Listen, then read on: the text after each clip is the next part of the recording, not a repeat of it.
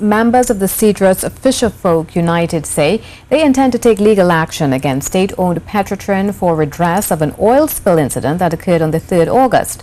At a media conference earlier today, the members called on Petrotrin to compensate for loss of earnings as a result of the poisoned fish scare, which led to a dramatic drop in sales along the west coast. They say while Cabinet had approved a $1 million assistance for fishermen who've lost earnings as a result of a string of fish kills in the Gulf of Paria, no member has been compensated. Marie Hull tells us more.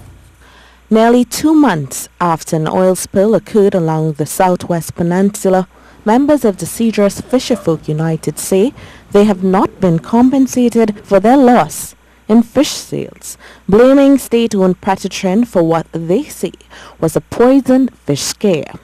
In August, Cabinet promised financial assistance to the fishermen affected.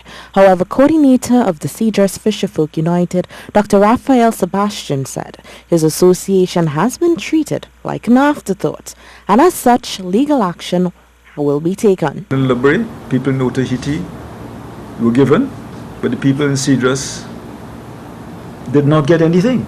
And we are asking why. Okay? We think that we are citizens of Trinidad and Tobago. We have ID cards, we have passport and everything else.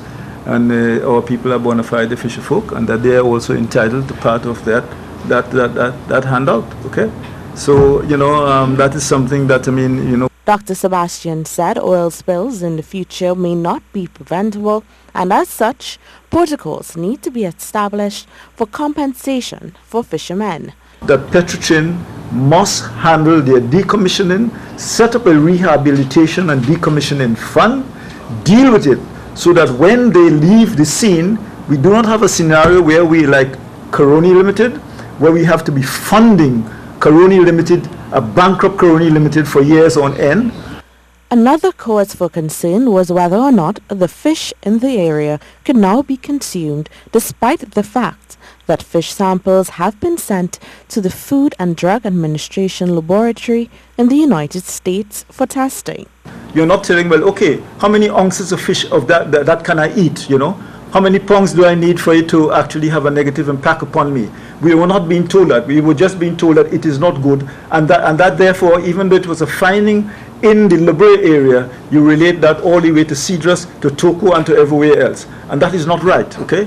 The Cedros Fisherfolk United say they are in the pre-protocol process with respect to filing action against Petrotrin. Marie Hull, C News. Calls to Petrotrin officials on this issue went unanswered today.